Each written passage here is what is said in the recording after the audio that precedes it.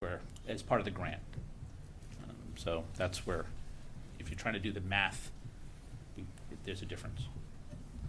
So we're asking for $1,309, but the town's share is $9,285. Let's explain the difference. Correct.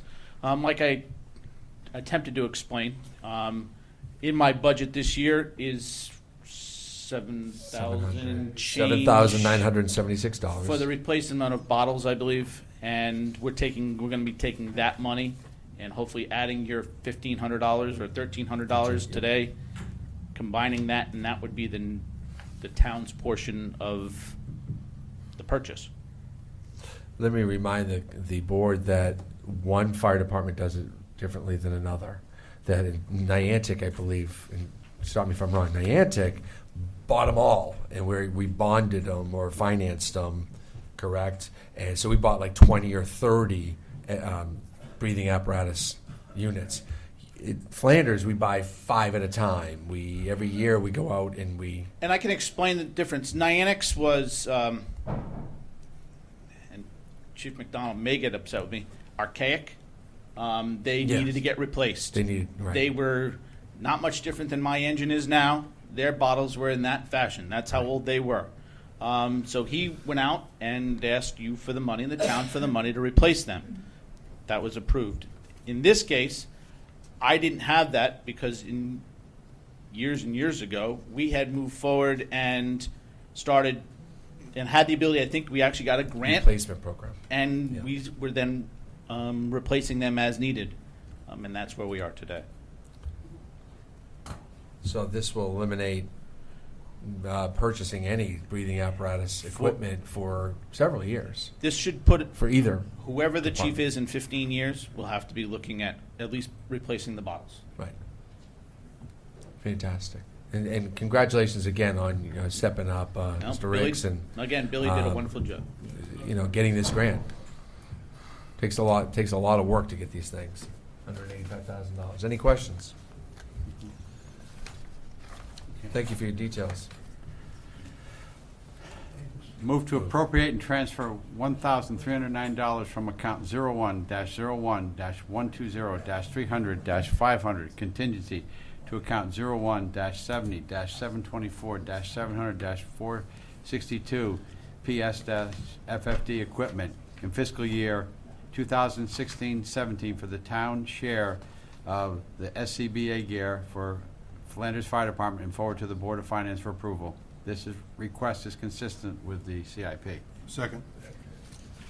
We have a motion that's been seconded. Any further comment? All in favor say aye. Aye. Aye. Any opposed? Any abstain? Okay, we move on. This is a special appropriation for the emergency management, $4,895. No, he wants the Giving our money 400. away. Another fire truck. It's been a long meeting. $4,895 for a copy machine NSEP, as it's listed. Mr. Morris is here this evening. I might as well make good use of his time and bring him up to the podium. Let us know what we're talking about here, sir. The Nuclear Safety Emergency Program had extra money in it this year. They put a feeler out to all the communities and asked if anybody needed upgrades for their EOCs. We put in for a copy machine. Ours is 8 years plus old, seen a lot of use technology-wise, newer streamlined unit, and they approved it. And you can obviously see the cost difference at $4,800 that they're going to reimburse the town for buying this machine. That's the ink and all the things, the contract that goes along with it, and it's coming off a state bid. Correct. And it's actually cheaper than they're giving it to us, actually cheaper than the state bid price. So they're giving us this money. It's not costing the town Nothing. operation or taxpayers. That's correct. From town funds. That's It's correct. still state money, and it's still money coming from somewhere that we ended up paying for. That's correct. Okay. So we can... Move to approve a special appropriation in the amount of $4,895 to purchase a new copier for the Emergency Operations Center to revenue account 01-04-400-401 nuclear safety emergency preparedness grants, and budget account 01-70-725-224-003 NSEF copier fax in fiscal year 2016-17 and forward to the Board of Finance for approval. Second. Any comments? This seems to be a very expensive line item for one item. Is there something really special about this copier? No, it scans, PDF, stuff like that. That's the pretty going price. The one that's replacing was a lot more money. And this has 3 different trays. It has the 8 and 11, it has 11 by 14, and the 11 by 17 paper trays in it. It's no different. It's just a workhorse. It's much cheaper than the one it's replacing. I know that. I believe that one was like $7,900 that you approved years ago. I can tell you, being involved in the Emergency Operations Center, when we're doing these drills, the nuclear drills, happens a couple times a year, the lead up to the original, the real one, that copy machine doesn't turn off. It's just constantly on, things coming in from the state, things being passed around the room. Something that needs to be certainly dependent on. So this is an outright purchase. We own it. It's not a lease. That's correct. Thank you. So just looking at this, so obviously purchase price, fax, hole punch, and then but we will pay Rico for the copies, yes? I believe, yes. Okay. It's the same But contract. yeah, but we contract- own it, yeah. It's the But same it- contract format that the schools use and the town hall uses. Right. Okay. Typically, I mean, I know the first selectman said, you know, it's in use all the time. Do you know how many copies you're producing in a Probably- given, We do a lot every day with the inspection. like 100 a day or something like that? Yeah, inspection reports, making copies for people, adding to our files. It's used quite a bit. Okay. Thank you. We have a motion on the table. I think it's been seconded, right? Yeah. So, any other comments? All in favor, say aye. Aye. Aye. Any opposed? Any abstain? Okay. Thank you, Mr. Morris. Thanks for coming out tonight after a long day. Appointment of the blight officer. As you know, we passed a blight ordinance. As you know, it was heavy in requirements. One of them is to have an official blight officer to be voted on by this commission. Another is a hearing officer. The first one is a blight officer. I'll move to appoint the zoning enforcement officer as the town blight officer. So we're not appointing. Oh, I'll take a second if there is one. Second. Okay, now the comment is, we're not appointing a person, we're appointing a position, a paid position in town who will receive no extra benefit for being the blight officer, but part of his duties. And so he'll be responsible for blight. It's been seconded. Any further comments? All in favor, say aye. Aye. Aye. Any opposed? Any abstain? The appointment of a blight hearing officer, which is a specific person. I'll move to appoint Ronald F. Stevens of 1 Cherry Street, Niantic, to serve as the blight hearing officer for the town of East Lyme through January 6, 2020. Second. Terrific. Any comments? Thank you for stepping up, Mr. Stevens. All in favor, say aye. Aye. Any opposed? Any abstain? You shall make a fine blight hearing officer. I better keep my yard clean. Wouldn't want to go to you. The chief building official. Move to reappoint Joseph D. Smith of 73 Flanders Road, Niantic, Connecticut, to serve as the chief building official for the town of East Lyme through January 6th of 2020. Second. Typically, thank you. Typically, we appoint for 4 years. This appointment, for some reason, is falling in the middle of the year. Joe and I never connected this week. I mean, I never heard your side of the story, Joe, but the bottom line is our charter points to these positions being 4-year terms to be renewed on the even years on January, first meeting in January, every 4 years. So we're going to move this to a 3.5-year appointment so we can get on the schedule with everyone else. And that's the only reason why we're doing that. We don't have any ulterior motive. We have a motion that's been seconded. Any further comment? All in favor, say aye. Aye. Any opposed? Any abstain? Terrific. The unaffiliated compensation. I'm part of the unaffiliated group, being the first selectman, so I will step down and let Mr. Siri take the meeting for this small portion. Very small. Over the last several weeks, Roseanne, Mrs. Hardy, and myself met with Dave Putnam and Kathy Wilson, who represent the unaffiliated and basically the department heads in town. And we talked about benefits for the coming year and salary increase and so forth, and very good back and forth. We talked about some things to identify going forward that we were going to talk about, updating the unaffiliated handbook and so forth like that, so that'll be coming up. But some of the highlights, it'll be a pay increase similar to what the other town employees are getting as of July 1st, 2.5%. Their health insurance premium share will increase from 12% to 13%. There's also an HSA contribution where some people are under this, some people under the PPO health program. Currently, the town has funded 100% of the HSA program. Now the town's going to fund 85%, and the employee will have to fund 15%. Those in the PPO program, they'll have increases in copays for office visits, outpatient surgery, ER care, and a few other urgent care, and is prescriptions as well. So those are the plans. Again, 2.5%. There's also going to be a reinstatement. Years ago, they had longevity, and it just stopped. That was brought to our attention last year. So that is going to be reinstituted based on years of service. You'll get it at 5, start getting it at 5, 10, 15, and so forth like that.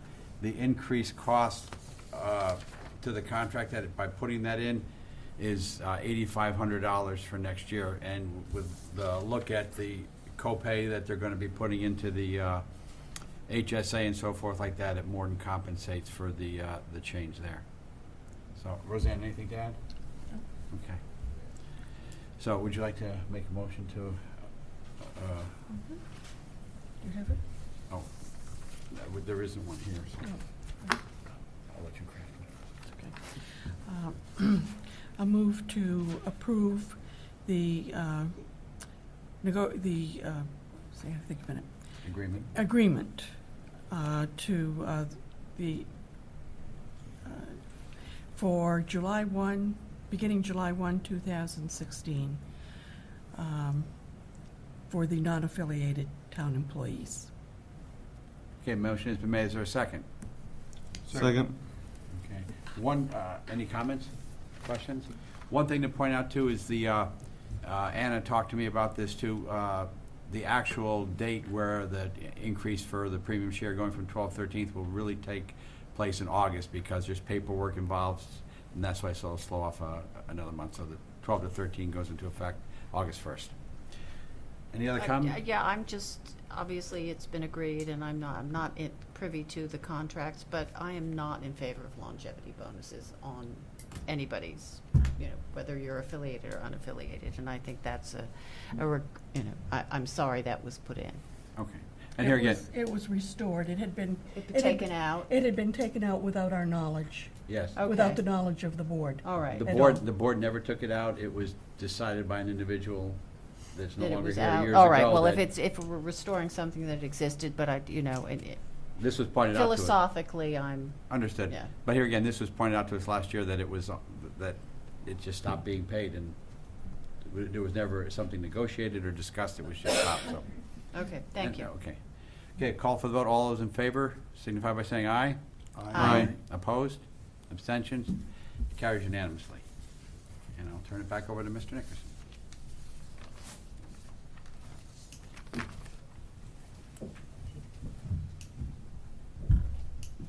While my position is elected and temporary, we have terrific department heads that are spending a lifetime here and their careers here, and they deserve our support, and I'm pleased that you gave them that support. That's what makes this town work, is these great individuals are so dedicated to our town. There is communication in your folder. You should read that. Unfinished business, there is none. So ex officio reports. Oh dear. I'll start off. Sure. Parks and Rec did not meet last week. They're meeting tomorrow night at McCook's. It was like, because they want to show off the new work that's been done up by the pavilion and so forth like that. Youth Services, they awarded 3 scholarships a week ago to 3 students in the memory of Jeffrey Borges from Salem. All 3 are either going on to work in the veterinary medicine field or in schools. There were 5 applicants. 3 wrote. They all wrote excellent essays and so forth like that.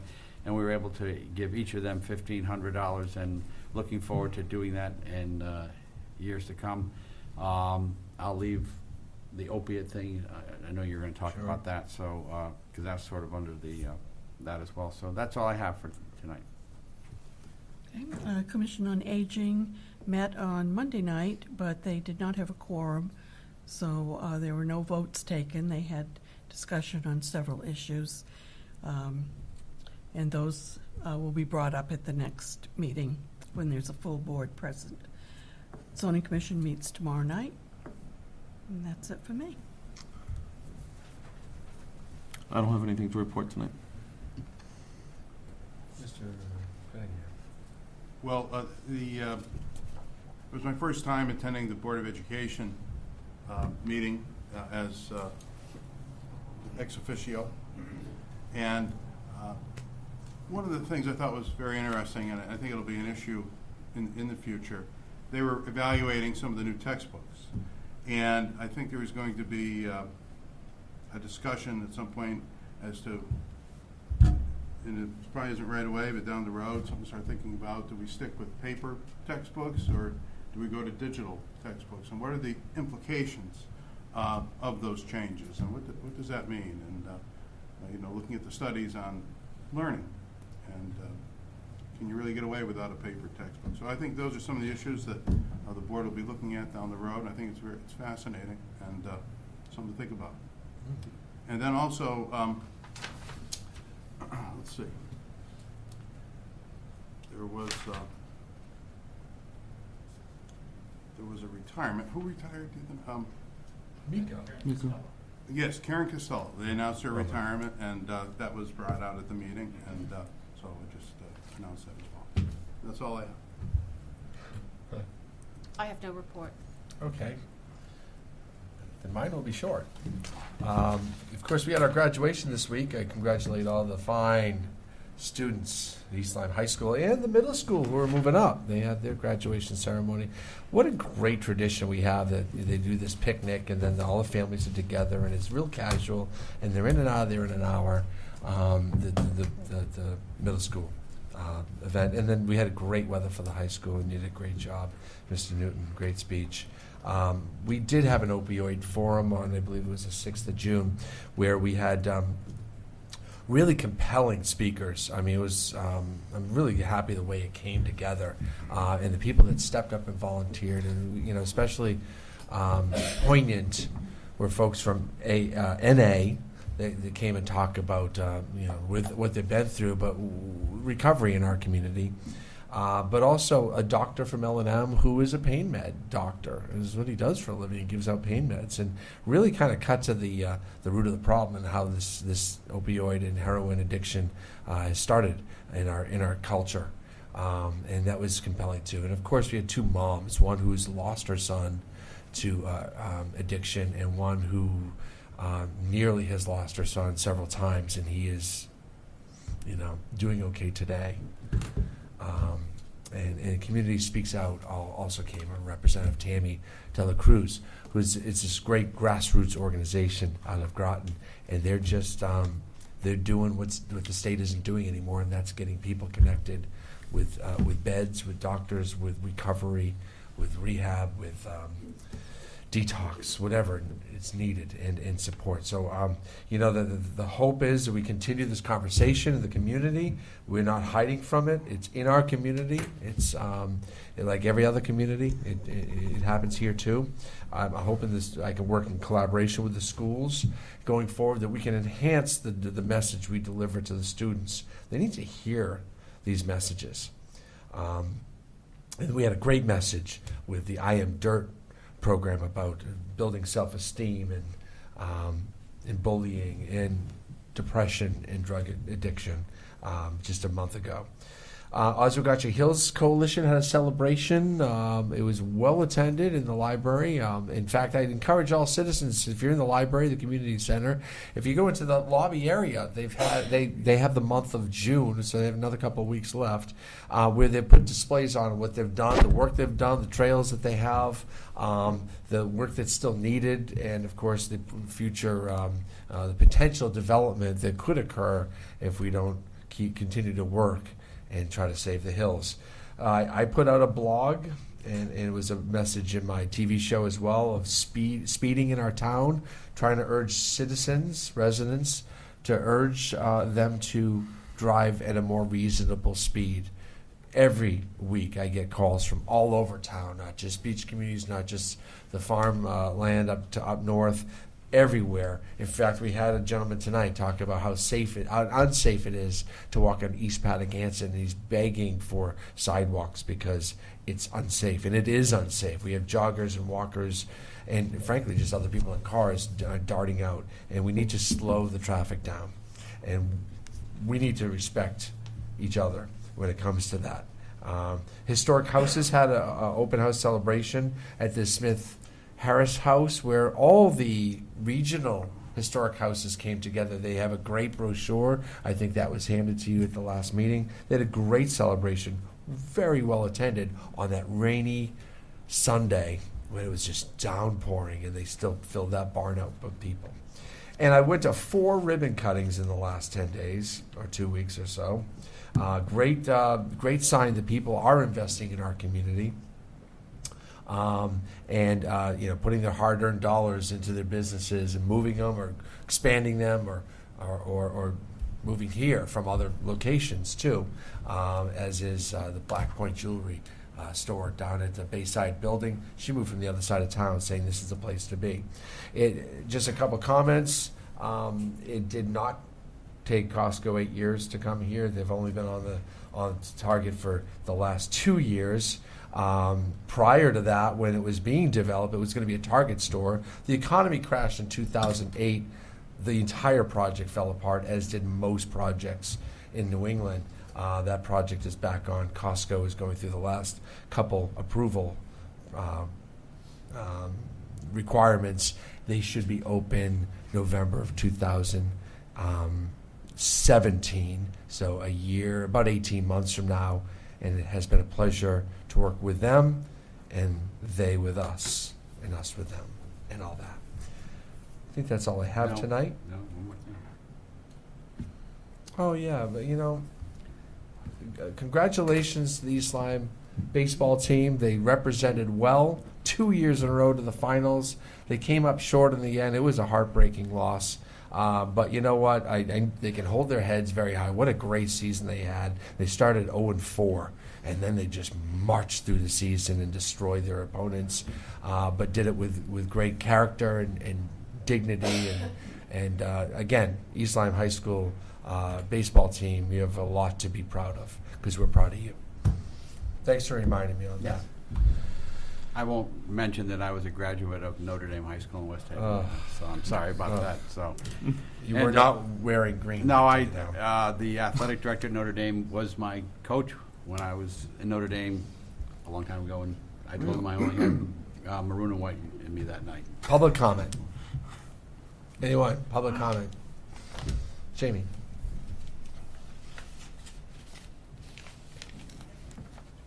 Jamie Barr, Shelburne, 31 McElhaney Drive. Jamie. I have a clarifying question on the resolution by the board, on the Board of Ed school project.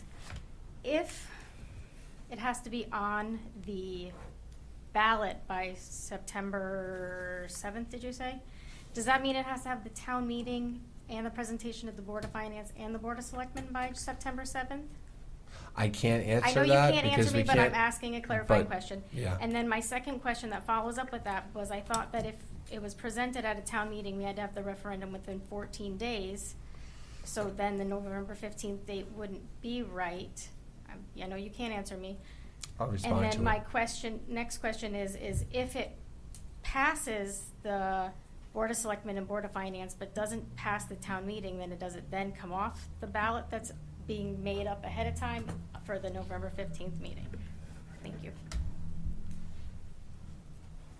Good questions, and I do have an opportunity to respond to that afterwards, under Selectman's response. Any other? Way in the back, ma'am. Yeah, let somebody else speak, I'll speak last. I just have a question. Come on up to the mic and introduce yourself and your address, please. Mary Getch, 18 Hillwood Drive. Yeah. I became very enamored of the firemen of Flanders, and my question, and having that fact that they only have one fire entrance scares the living shit out of me, because they go to 95, and we have accidents there almost every day. And if we're down one fire engine, is the state of Connecticut reimbursing us for every time they go to a fire? I mean, or does the state of Connecticut have something that will come down and do between 72 and 75? Right. I can't respond at this point, but I do have an opportunity at the end to respond. So it's a good point, and I have an answer for you a little bit. I think you're up. Oh, Jen. Jen wants to go. But you can come on up. Want to speak? Go ahead, go ahead, no? Go ahead, ladies, good, age before beauty. Beauty before age. Whoa, really? Jennifer Murray, 7 Write that Tabernacle down. Avenue. Yeah, Write that down. how you gonna top that, Jen? Yeah. Well, I want to thank Ms. Cheeseman and Mr. Cunningham, or Attorney Cunningham, for, oh, sorry. I just want to thank Ms. Cheeseman and Attorney Cunningham for voting no against the resolution. I did have a question that hopefully you can respond to after. Because it was stated that the referendum will actually cost money because it can't just be added to the general election ballot because of the 4th district, does this resolution have to go to the Board of Finance to have that expenditure approved or not? The other thing, because now you're going to hear a lot from people about this project every time you meet, I want to point out that the 43% figure that the Board of Education repeatedly uses is not 43% of the total project. understand. But still, 43% then should not be the public figure. 43% is on the portion that is reimbursable. The school is too large. $13 million is non-reimbursable at all because it's too large. So it is not truly 43%. We're pushing things through to get 43% before it goes down to 41.2%. In the meantime, we're sacrificing reimbursement on $13 million of a project, not fiscally responsible. And I thought it should have been clarified by the superintendent of schools when he was up here, when Mr. Salerno asked about whether the project can still be scaled back. And then Mr. Nickerson commented about, well, what if we ask you to leave off a wing, things like that. Those things cannot be allowed under renovate as new. This building will get reworked from top to bottom. There is no dialing back of that project, or you no longer qualify as renovate as new, and only renovate as new gets the reimbursement. That's what's listed on the State of Connecticut website when you read about priority list and their projects. Thank you. Mr. Randall. Good evening again, Ron Rando. East Lyme? You need that, Darlene? No, go ahead. Okay.